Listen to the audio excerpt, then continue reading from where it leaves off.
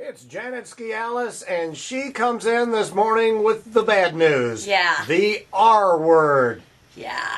Mercury, planet of communication, retrograde. And it's going to be retrograde for 3 lovely weeks in the sign of Libra, which means it does not go direct probably until the 9th of October. So we have 3 weeks of miscommunication, misunderstandings, things bound to be done over again and bound to be repeated is what that means. So you don't sign anything, begin anything, believe what you hear. You can enter into contracts, negotiations, but I wouldn't sign anything and figure that I'd gotten my very best deal until after the 9th. So, and that's in general for all 12 signs, but specifically for Virgos, it's in their second house of money, and they need to be careful with financial things, and they're going to spend a ton of money on beautiful things, and you just want to make sure that you get what you pay for, and if you're going to go for it, go for quality over quantity is what I say to Virgos. For Libras, Mercury's retrograde on their sign, and they have to be really careful in their partnerships with the words that they say, because when Mercury is retrograde, you may say one thing but mean another. You may say it, but they won't hear it. So, and you have to be exceedingly clear with partners. Otherwise,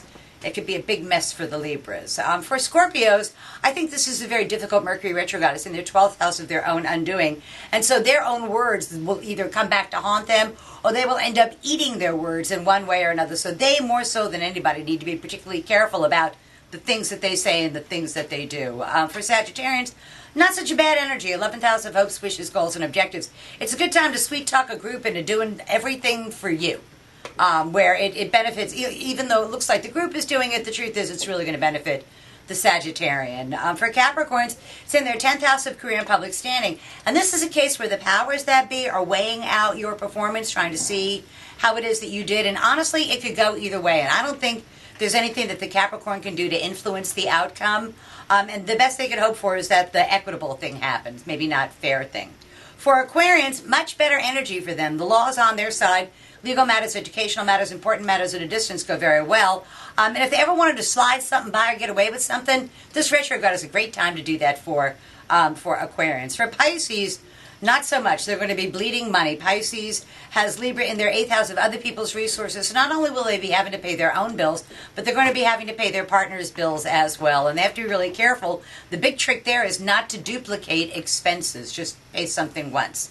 For Aries, it's in their 7th house of partners. And Aries need to sit up and pay attention to what their partners and other intimate one-to-one relationships are saying to them, because Aries tends to run roughshod over what everybody says, and they really need to listen closely to what their partners are saying, and even more importantly, what their partners aren't saying. That's really where the message is going to be.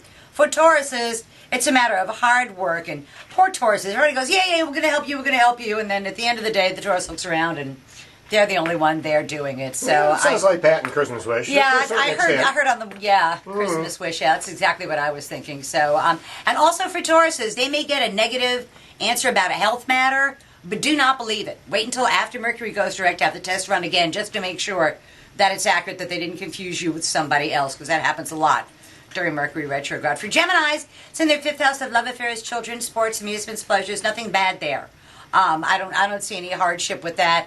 The only thing to do is if you're single and you're a Gemini and you're starting to date somebody, God, check IDs. Make sure they are who they say that they are, because that's always a challenge. For Cancers, it's in their 4th house of home and foundations, and they're going to try to be beautifying their home. And this is the kind of thing where you have custom cabinets installed and they don't fit, where you did the measurements incorrectly, where you thought you had one thing and it ends up being another thing. So to them everywhere, I would just say be careful with the big picture things that you're doing at home, the big expensive things. And then for Leo, the last sign, really not bad energy at all. You'll begin contract negotiations, and you have to know that you have the hammer, you'll get a really good deal, and there'll be more money at the end of it for Leos. But you have to realize, don't take the first offer, because that's what's likely to happen during the next 3 weeks or so. And they can have a better outcome if they wait, if they can negotiate now, but go ahead and sign for it after Mercury goes direct October 9th. And so, yeah, we got Mercury retrograde, and then we got an eclipse on Sunday. So it's a big week in the universe. All kind of energies going on. So. Well, good. Keep us updated, and we'll see you next week. Always a pleasure.